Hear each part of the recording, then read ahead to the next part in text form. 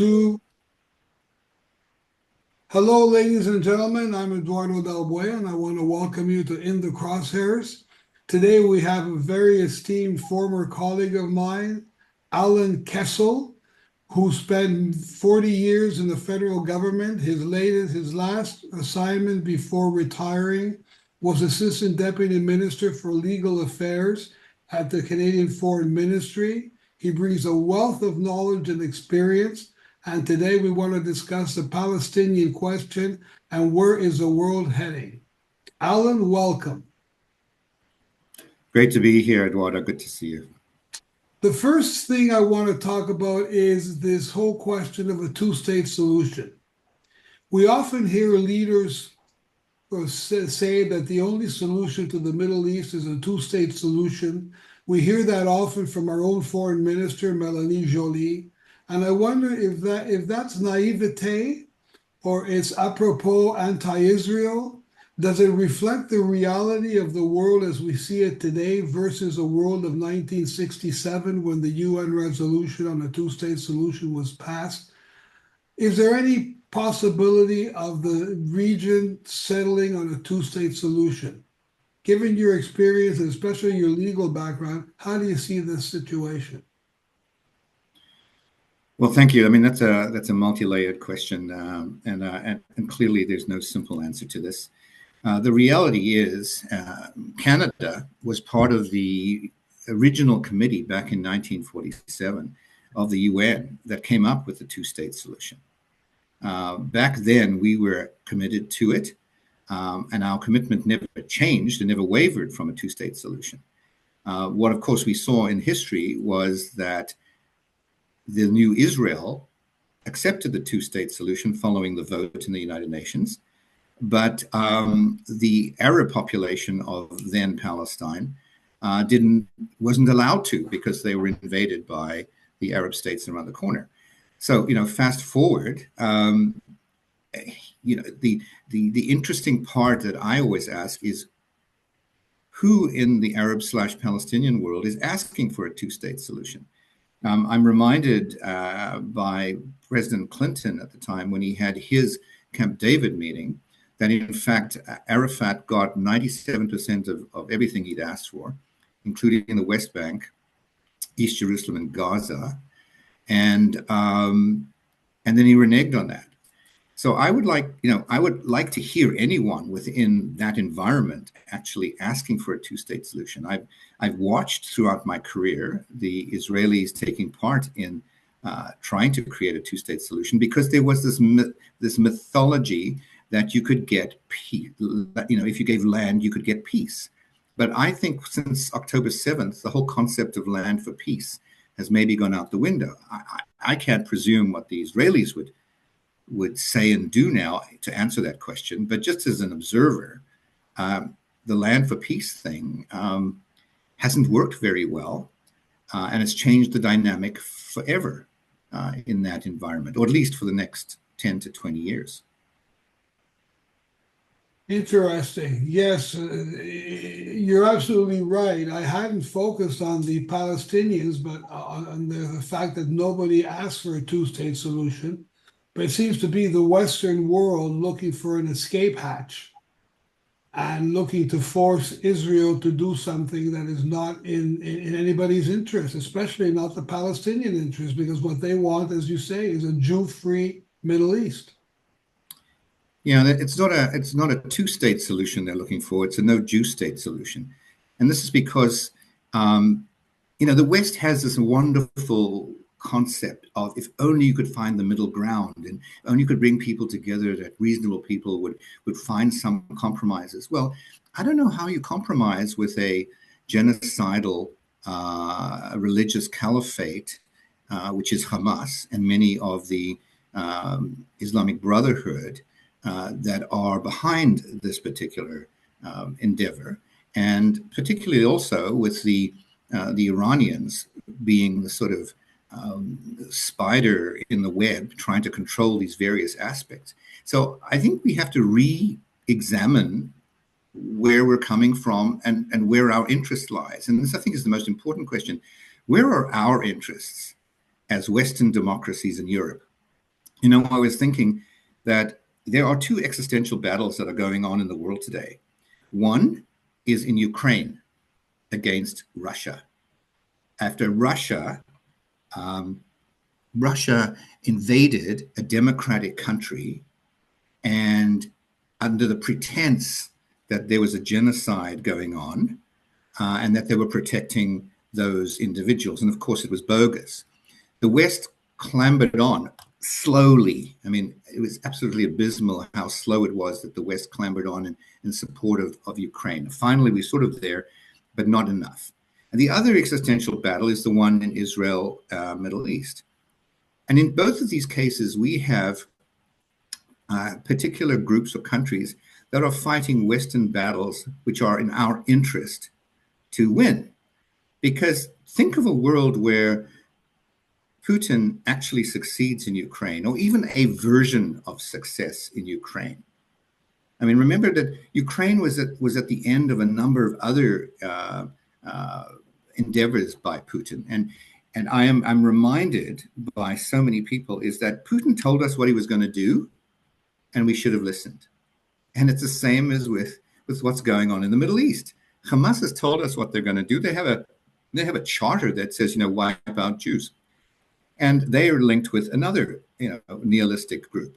So if we in the West, are more concerned about, getting the next iPhone 16, I understand, than actually thinking about what are the realities for the next 10 to 20 years if the likes of a Hamas or Iran or others are appeased, and whether Russia is appeased, where are we going with this? So, when you talk about just the Palestinian issue, there are ripples out from there, which ask us existential questions as to who are we, where are we running out of steam after 80 years of having our vision of the world?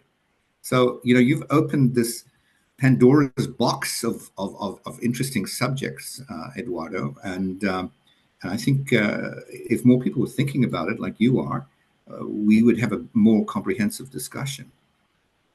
Well, I agree with you on the existential fight on the two fronts that you talk about.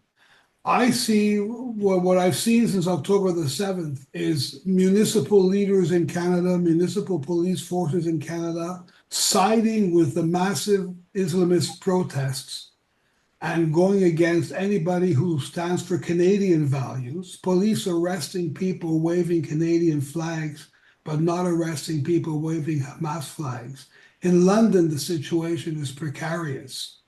It is terrible what Mayor Khan is doing to that city with the police chief. University administrators have been slow, if not, they've been actually blatantly supporting the demonstrators who have been occupying campuses since October the 8th. This is all in the name of radical Islam. This is not only Islamists, but non-Muslim middle class and upper class students in some of the best universities calling for jihad, calling for intifada, calling for Sharia law, calling for Iran to come and liberate them. Why are Western leaders catering to people who want to destroy us rather than taking strong steps to defend our values?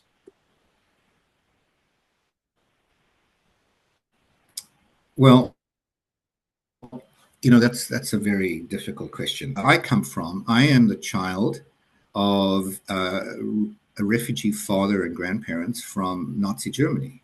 So my entire life, I grew up being aware of what being a child of a refugee means. And in fact, I'm starting to actually understand this concept of generational trauma, because I hadn't before. Because growing up in Canada, where it's sort of hail fellow well met, what did you get at Timmy's, and then suddenly to see what we're seeing on our streets. There's a strange, weird DNA thing that comes up in those of us who had that experience. And it's a reminder, because I think I was thinking about my grandparents with my young dad sitting around their apartment in Berlin back in the 30s, saying, "My gosh, this is the most the most liberal, amazing country in the world, with huge culture, and has brought light in music and literature and science. And here we're sitting looking at these, brown shirts and racists on the streets of our city, boycotting Jewish stores and throwing, rocks through windows. And then, of course, there was, Kristallnacht with the burning of the synagogues. So when I look and I think of the folks on the streets in Toronto, Heather Reisman's store or other Jewish establishments being boycotted because they are saying that they are defending the people of Gaza. And when they use the words free Palestine, there and from the river to the sea, those are racist expressions because they mean free of Jews. Mm-hmm. They don't mean free for a liberal democracy, because Hamas is not a liberal democracy. And I don't think any of these students or women would like to live in the so-called Hamas version of the world, because those are caliphates. They wouldn't get anywhere. I find it so amazing when you look at Queers for Palestine or whatever, failing to remember that Hamas has gone after LGBT and thrown them off roofs. And in fact, LGBT Arabs from West Bank and other places escaped to Israel in order to have freedom. So, all of these. So let's get back to the question of why are we doing this? Because we have a psychology that says we believe in reasonable people, and we also believe that reasonable people have a point of view. So we have something called freedom of expression. We do not have, freedom of speech, which is an American thing. Freedom of expression means you can express yourself until such time as that expression touches on the rights and values and freedoms, and also the personal safety of others. And I think we've lost sight of that. I think we've got to go back to freedom of expression, which is not freedom of speech. The Americans, they allow all sorts of things under the rubric of freedom of expression. The question then for me is, why have our educated middle-class students at elite universities been corrupted by this? And I think there's a more sinister question as to what is going on in our institutions, what is going on in our school boards. If you've been watching the Toronto School Board and various teachings of things, Nakba Day being special, taking kids off to pro-Palestinian demonstrations. Those are, or rather pro-Hamas demonstrations. Let's make it clear. It's pro-Hamas, pro-terrorist. I don't know what's happened. And I think when people do realize what's happening, it'll be very late. What has to wake up are the police chiefs and the mayors. The mayor of Toronto has been abysmal. The mayor of Montreal has said sort of nice things, but Montreal was burning, and they just saw this as an anti-NATO expression. Except, who's the anti-NATO running around with keffiyehs and Palestinian flags? That wasn't anti-NATO. And why are all those signs saying, at an anti-NATO meeting, from the river to the sea? So, if I could answer these questions, I'd be a guru. People who are trying to answer these questions are fabulous academics, such as Casey Babb, and I would suggest that those listening to this program go onto his various social media sites. Casey Babb works with the Wilfrid Laurier, the Society. I have to get it right, in Ottawa. And it's useful to listen to his take on what is happening. Einat Wilf is an Israeli politician and writer. She has been through and looked at Canada and is wondering. Canada, together with Australia now, are seen as this kind of canary in the coal mine of anti-Semitism. And it seems that we haven't recognized that there is a really dangerous element in our midst. Alan, you've given us a lot of things to think about. Our time is unfortunately up, but I will look forward to inviting you once again to share your thoughts on a future article that I write on topics that are of interest to both of us. Thank you so much for participating. And ladies and gentlemen, if you enjoyed this podcast and you enjoyed this article, please share it with your friends and colleagues and give us your comments. Alan, thank you so much. Thank you, Eduardo.